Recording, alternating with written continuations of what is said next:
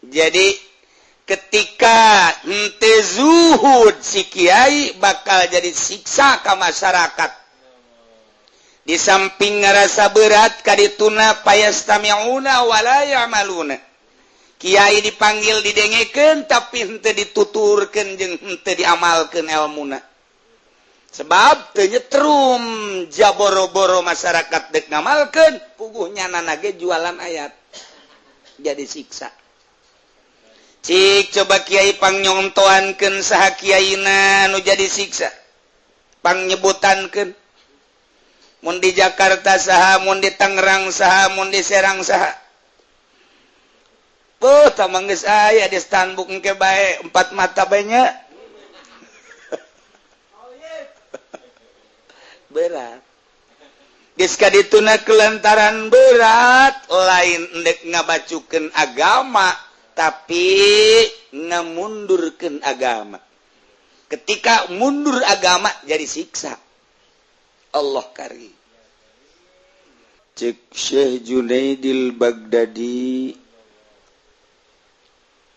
wa illam yakunil alimu zuhdan lamun kiai henteu zuhud bahwa eta kiai teh uqubatun jadi siksa linnasi ka manusia. Kiai nun teu zuhud jadi siksa ka masyarakat. Angkaning kiai nu zuhud jadi siksa kabeh. Nu mantek jadi siksa lantaran ngarasa berat engke masyarakat mun kiai teu zuhud. Nek masantren lain mikiran anak kumaha di pasantren mikiran mayarna sabara duit. Dek sakola mikiran mayarna sabara duit, uang mukana sabara duit. Diganti uang mukana di pondok pesantren mah jadi uang miftah. Kunci. Boro-boro dek masantrenkeun dek nyakolakeun dek ngondang ngariung geriweuh. Dek ngondang maca Syekh Puyeng. Sebab nu maca namun teu dibere bakakak ngaco. Ngomong di mana-mana. Aing mah maca ku macana boro-boro di ongkosan bakakak teh dibere. Aing minta ka Tuhan Syekh mudah-mudahan tanu manggil aing ku galedeg tolol tuh coba. Jadi siksa. Jadi siksa. Kiai diondang, barang dibere amplop nelitik ngomong baik. Aya kiai kieu korina. Kiai na aya.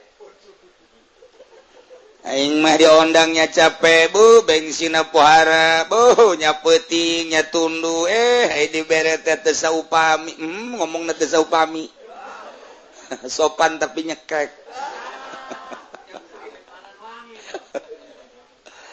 Eta kan jadi siksa ka masyarakat. Kitulah cek Syekh Junaidil Baghdadi. Jadi ketika henteu zuhud si kiai bakal jadi siksa ka masyarakat. Di samping ngarasa berat kadituna payastami'una wala ya'maluna. Kiai dipanggil didengekeun tapi henteu dituturkeun jeung henteu diamalkeun ilmuna. Sebab teu nyetrum jaboro-boro masyarakat dek ngamalkeun puguhnya nanage jualan ayat. Jadi siksa. Cik coba kiai pangnyontoankeun saha kiaina anu jadi siksa. Pangnyebutankeun. Mun di Jakarta saha, mun di Tangerang saha, mun di Serang saha. Tamang geus aya di Stanbuk engke bae 4 mata bae nya. Berat. Geus kadituna kelantaran berat lain endek ngabacukeun agama tapi ngamundurkeun agama. Ketika mundur agama jadi siksa. Allah karim.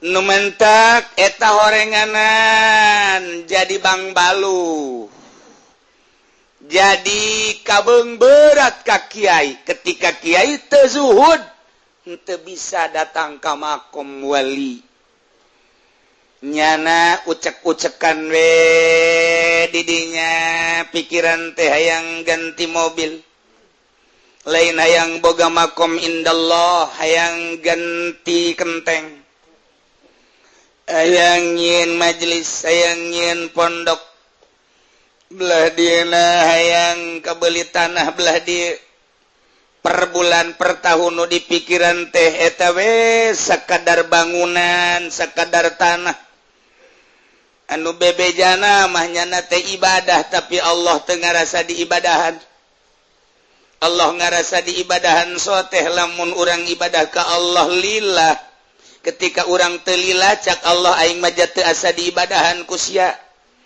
ketika Allah teu ngarasa diibadahan padahal nyana ngarasa ibadah ka Allah berarti munafik geus teu kudu hese-hese dengan nu munafik mah horenganan rentul kiai jeung ustad munafik mun kiai jeung ustad munafik komo tukang karung mah buapana munafik geus munafik kabeh lantaran indah ahlil ma'rifat indal arifin sama ke kaditu na dikembangkeun woi budak caki uci ge urang munafik kabeh cenah ge maju kadenge ku kiai anu ekstrim beuh kiai uci mah blow on tah kan sia mah gara-gara sia kan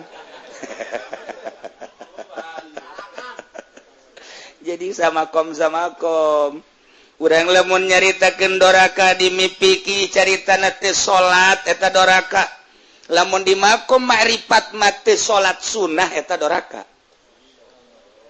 lamun teu tahajud eta kiai munafik lamun kiai teu qobliyah zuhur teu badiah zuhur eta kiai nu kos kitu kiai maksiat nyaritakeun ibadah aya di kalangan awam di kalangan fuqaha aya di kalangan arifin nyaritakeun ibadah di kalangan arifin geus lain carita wajib nya mah geus teu nyaritakeun wajib nyaritakeun teh la yazalu abdi yataqarrabu ilayya bin nawafil hatta ahbabtu wa idza kuntu ahbabtu kuntu ainahu wa lisanah dan selanjutnya nya nama nyaritakeun ibadah teh nawafil puasa Rajab puasa Senin Kemis nya nama nyaritakeun qobliyah nyaritakeun badiah duha salat tahajud hajat salat witir ita nya nama ibadah ai kalangan bangsa kitu mah pemborong pedagang petani nyaritakeun ibadah teh salat zuhur asar maghrib bisa nu wajib-wajibna bae ketika teh salat maksiat eta nu karitu ari arifin mah mun teu salat sunnah nya nama maksiat beda lemantak ge carita munafik urang mah carita munafik teh lamun teu percaya ka Allah ngaduakeun ka Allah ngaranna munafik di kelas arifin ketika teu ikhlas munafik aduh cenah kitu mah tuh kula mah munafik bae meureun nunggal emang hulusnya mah kudu munafik kadeleuna ge lain deui nyayan dina hatena ge nu kadeleuna mah mio sakupi ngarep-ngarep atut ngaumrohkeun pugun nya nama keur masantren gua tuh kan gorenganan teu zuhud jadi siksa ka masyarakat keun tama masyarakat nyanana ketika teu zuhud ka Bang Baluhan nu mentek Syekh Junaidil Baghdadi ditanya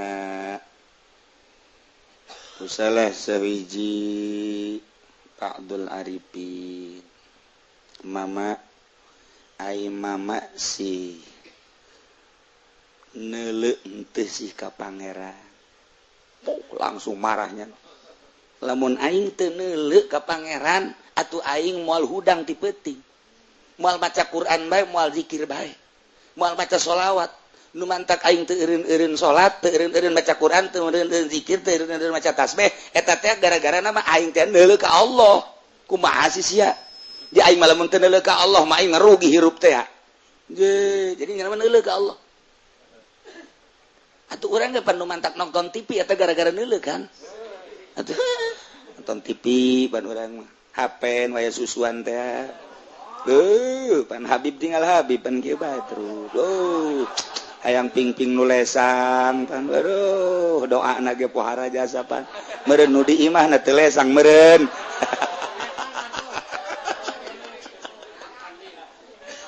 ya Allah urang bang baluh malulu tendeuleuh ka Allah urang ya Karim. Nah ketika urang tendeuleuh ka Allah berani urang nabrak larangan Allah, berani urang nabrak larangan Allah. Dinasehatan ku seri sikti lamun urang hayang gapanggih jeung Allah coba ge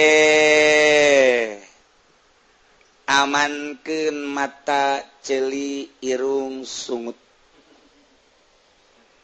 tina urusan-urusan dunia bang baluh eta teh nu kos kitu ngaran ketika ditanya ai mama eta bisa kapanggih jeung Allah kumaha oh mimiti puasa teureun tahunan lain teu dahar teu nginum tapi muasaan nafsu sanggeusna di puasa nafsu datang kaleng rarasaan diri eueuh ketika diri eueuh maka kapanggihlah jeung Allah sebab hate urang lamun aya duniaan Allah eueuh mun eueuh dunia Allah cicing di cicingan tempat Allah ku nafsu jeung ku dunia ketika dunia jeung nafsuna ditinggalkeun tempatna aya Allahan di dieu masyaallah nu mantap ketika dinasehatan siri sikti ku Imam Junaidil Baghdadi ku sasiri eta manehna tibalik Syekh Junaidil Baghdadi ngan nasehatan sasiri sikti muridna mun hayang gapanggih jeung Allah coba eta ulah loba dahar jeung ulah loba nginum bahkan coba pre dahar pre nginum urang mah pun mun titah pre dahar pre nginum urang mah boh Kiai Blon teman titah paeh ka urang cenah manya cenah urang ulah dahar ulah nginum tuh kan sia mah emang pangkat sia mah pangkat jajablog sia mah ketika titah ulah dahar ulah nginum teh teu kaharti ku urang gua nah begitu manehanana langsung niat lep sare begitu sare kapanggih jeung Kangjeng Nabi ngimpi kapanggih jeung Kangjeng Nabi Kangjeng Nabi langsung ngasehatan mun hayang kapanggih jeung kula jeung Gusti Allah cobalah kurangan dahar jeung nginum maka hudang kakaraknyana di dinya moal dahar jeung moal nginum kecuali aya parentah ti Kangjeng Nabi mantak sasiri sikti mah mun deuk dahar hadiah heula ka Kangjeng Nabi beres hadiah peureum mata hate peureum kabeh leng aya Kangjeng Nabi lapor ka Kangjeng Nabi ieu kula deuk ngadahar ieu meunang tante ieu kurang deuk nginum ieu meunang tante langsung Kangjeng Nabi na hadir urang lamun nyaritakeun kos kitu boro-boro urang mah komunikasi jeung Kangjeng Nabi maca sholawat ge geus titah 11 bada salat berat dasar 11 geus teu kaangkat 11 bada salat teu kaangkat 11 ya mah mending modar bae geus 11 teu kaangkat kok boro-boro kapanggih Kangjeng Nabi nemantak para kutubul aulia mah lamun teu kapanggih jeung Kangjeng Nabi ceurik nya nama komunikasi langsung jeung Kangjeng Nabi mantak dahareun jeung inuman teh mun di hareupan ku nyana bebeja ka Kangjeng Nabi ieu wajar teh didahar mun didahar kudu sakumaha daharna batur nu bangsa kutubul aulia kos kararitu teu leupas ku arit langsung komunikasi jeung Allah komunikasi jeung Kangjeng Nabi kunaon eta bang baluhna eueuh ieulah fa ammal mahfudzu bil harfi fa huwa ma yufadu bimin jelema kabengberatan ku min ku ila ku an ku ala ku fi kuruba ku ba hartina ditundukan ku makhluk kudunya ku nafsuku setan sehingga teu bisa hibernya anak teu bisa hiber teu komunikasi jeung Kangjeng Nabi Sayyid Maliki almarhum Allah yarham ngamimitian ka Indonesia nyana teh terus-terusan teureun-eureun maca sholawat hayang kapendak jeung Kangjeng Nabi ketika ngimpi kapendak jeung Kangjeng Nabi bebeja ya Rasulullah dina impiannya na kula ieu diharapkeun datang ka Indonesia ku orang Indonesia aya izin henteu Kangjeng Nabi ngizinan mangga BCD ka Indonesia Kang teh Sayyid Maliki ka Indonesia teh meunang ngimpi ka panggih Kangjeng Nabi heula sabaraha kali ketika deuk ka Indonesia teh bebeja heula ka Kangjeng Nabi dugi ka maotna kamari kula kapanggih jeung putrana putra Sayyid Maliki kukula diomong coba lantaran nyana ngomong nanti bisa bahasa Indonesia kula teu bisa bahasa Arab atuh kan teu nyambung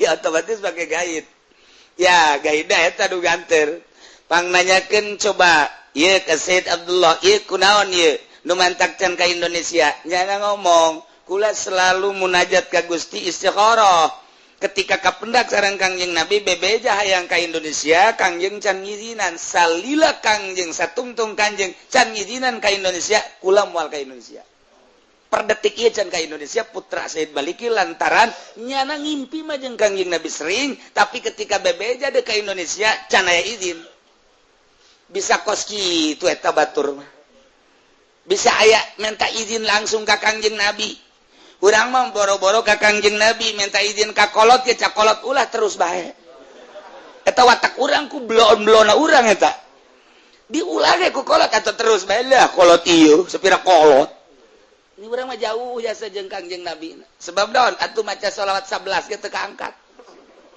11 teu kaangkat mun kita maca sholawat saminggu 4444 eta ngomongna ge kieu tah mah kieu ini tah paeh bae ka aing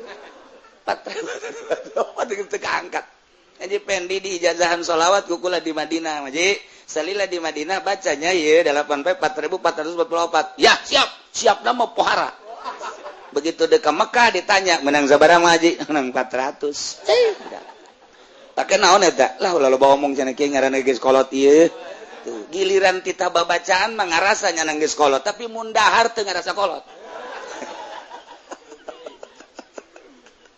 eta si eta mah kitu tak eta Bang Balu coba gerak diajar carana kudu aya nu nungtun ditaros deui saseriziki ari tuan mama bisa ningali ka Gusti kumaha yagmidu ainai wujudi beremkeun dua mata kasat bahasana gitu nyana berem lamun mata ieu perem mata golbu bentak sok peremkeun raga ulah edeg cicingkeun cicing sat cicing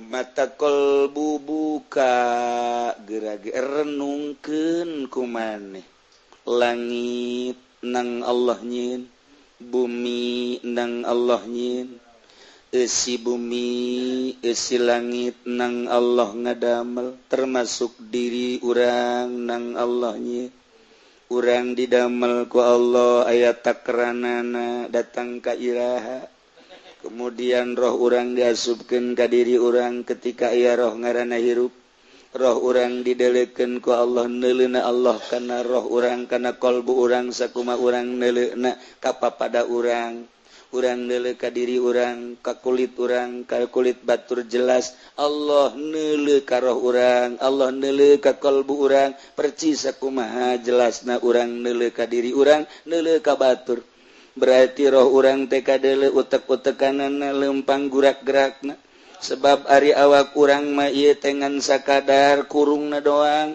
sebab nu gerakna mah roh nu sabenerna mah ketika kaluar mah roh ti awak urang berarti awak urang teh mah bangke ngaranna Gening teu bisa gerak paeh ngaranna bisa gerak sote aya roh sedangkan roh urang kadeuleu ku Gusti Allah mata urang nu ieu peureum mata kolbu urang merenung sampai kadinya urang nangtung roh urang kadeuleu urang diuk roh urang kadeuleu kus roh urang jelas kadeuleu ku Gusti Allah anu jelas roh kadeuleu ku Gusti Allah atuh ketika urang teh teu menghadap ka Gusti Allah isin sok geura ge renungkeun ku anjeun renungkeun coba ge muraqabahan geura Gusti Allah isin atuh urang teh kadeuleu roh urang ku Gusti Allah teh ketika urang boga ka isin maka arahkeun geura per detik per menit teh ka Allah sebab waktu urang teh ieu terbatas urang lempang ngaler lempang ngidul lempang ngulon lempang etan eta teh anu sabenerna mah lempang urang teh keur menuju kuburan hakikatna mah urang teh eta lantaran geus dibatas umur urang berarti lempang urang teh hanya menuju kuburan nu sabenerna mah ketika urang menghadap menuju ka kuburan atuh rugi amat ieu urang keur menuju kuburan dipake acak-acakan sok roh urang nangtung dideuleu ku Allah diuk dideuleu ku Allah beurang jeung peuting jaroh mati nyahoeun beurang jeung peuting nu nyahoeun beurang jeung peuting mah mata urang celi urang nu ieu roh mati nyahoeun beurang jeung peuting sok gerage roh urang mah ja asli nama henteu nyahoeun beurang jeung peuting teu sare roh urang mah teu nundutan roh urang mah nu sare mah jam mata ieu nu nundutan mah mata ieu mah boro-boro keur lain ngaji keur ngaji ge nundutan bae bakar keur ngaji ge sare bae nya mah barang datang ka ieu mah ditanya ge ku tatangga ngaji naon eta coba bae babaturan nu ditanya aing boleh ditanya memang kumaha tadi aing mah keur ngaji majzub aing mah majzub aing tadi teh keur ngaji waduh ngimpi cak diana budak keur ngaji datang ka ngimpi pohara tah mah tuh nah renungkeun cak saresikti ketika mata urang dipeureumkeun mata kolbu dibukakeun renungkeun muraqabahan Gusti Allah bakal ngerenyat gara-gara ijah maka awalan Allah bakal milikeun ka roh urang ketika Allah neleukeun ka roh urang teh Allah ngomong hei roh sia teh ciptaan aing kunaon atuh sia haju kalimpu dan ku nafsu sia padahal sia teh bakal menghadap ka aing moal kebal deui tuh kuburan sia geus disadiakeun ku aing roh sia teh bakal menghadap ka aing nah atuh sia make jeung hayang keneh ka jahe ngadoa ge hayang ping-ping mulus nah naonan atuh sia nah ieu urang ditegor kan ku Gusti Allah dideleukeun bagusna roh urang dideleukeun teu bagusna roh urang dideleukeun kecenderungan roh urang artina roh teh nyaritakeun roh nyaritakeun kolbu nyaritakeun latifah lelembutan nyaritakeun lub eta keneh kadeuleu kapan ku Gusti Allah teh kahayang urang resepna urang ditanya ku Gusti Allah ketika orang peureum muka mata kolbu urang jol Gusti Allah hartina Gusti Allah jol teh melalui khotir urang teh utusan Allah urang bisa komunikasi jeung khotir teh gumarentes urang ditanya ku gumarentes urang eta utusan Allah cak khotir teh ngomong ka urang Aisyah nu sabenerna keur di mana di kamar keur naon diuk aju Aisyah nu di pikiran ku sia naon hayang nyandung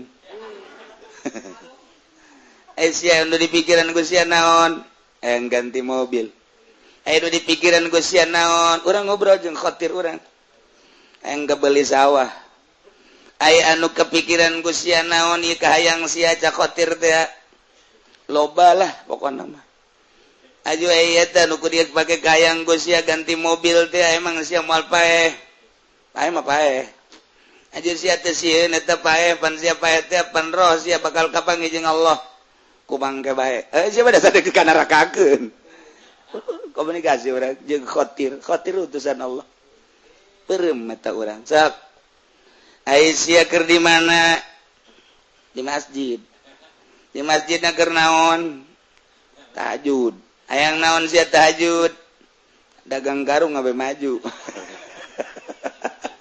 atuh teu kudu di masjid hayang maju dagang karung mah henteu mah yang deket bae ka Allah abah Allah gitu ngamajukeun ka dagang kula nu dibaca ku sia naon dibaca kuku surat Waqiah. Jadi siapa maca surat Waqiah teh lain karena Allah, lain karena karung. Berarti siapa maksiat baca Quran. Maksiat baca Quran Waqiah tinggal Waqiah maksiat. Di nu mantak emang kumaha gitu. Jadi lain asal lain karena Allah maksiat. Engke sia begitu maot, begitu paeh engke ditanya roh ka dieu pan sia maca surat Waqiah.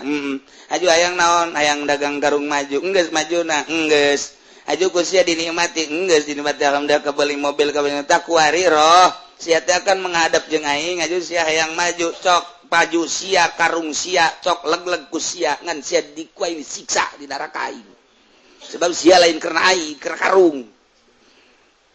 Sakaji pendit ya, abdi balikeun deui ka dunia Gusti. Dek naon? Dek ibadah. Bener. Tah. Cak seseri sikti lamun urang ke di akhirat, kemudian di akhirat para kafirin, munafikin, fasikin, musyrikin teh bangsa jelema nu maksiat eta kabeh ciri ka Gusti Allah. Cerik jeung cerikan neuleuh neraka. Awak sakikieuna dek digejeburkeun ka seuneu.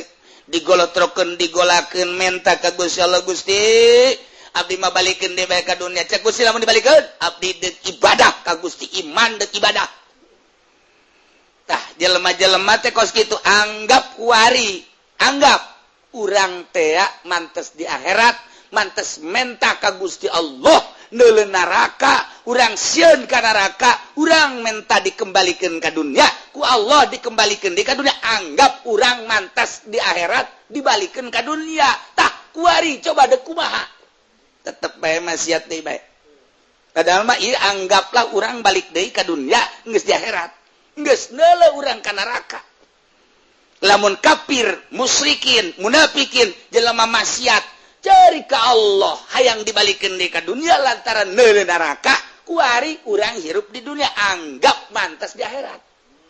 Sok atuh jak geus caritaan ti Kangjeng Nabi tama Al-Qur'an tama law andalana karatan fanakuna minal mu'minin. Mun dibalikeun deui kula dek iman, mun dibalikeun deui kula dek ibadah anggap hirup urang nu kuari tas balik di akhirat. Coba mulai ti kuari coba ya. Dek bebeneran teh ibadahna. Dek bebeneran teu karung ieu ngitungna. Ngitungna ulah sok dikurangan-kurangan. Ulah sok dicampur nu gres jeung anu naon garah. Jeung nu naon garah. Tuh, BS tuh jangan ngaku sorangan kan? Jangan ta. Blon jasa. BS jeung nu gres dia tuh. Oh, giliran bae geus dikirim ka ditu telepon. Kok ini barangnya campur? Oh, emang campur anak-anak kali tuh. Saya emang enggak tahu blon tuh coba. Karyawan saya, ntar saya omelin tuh karyawan. Ini bagaimana? Udah yang udah mah udah aja, yang belum mah nanti begitu lagi dah.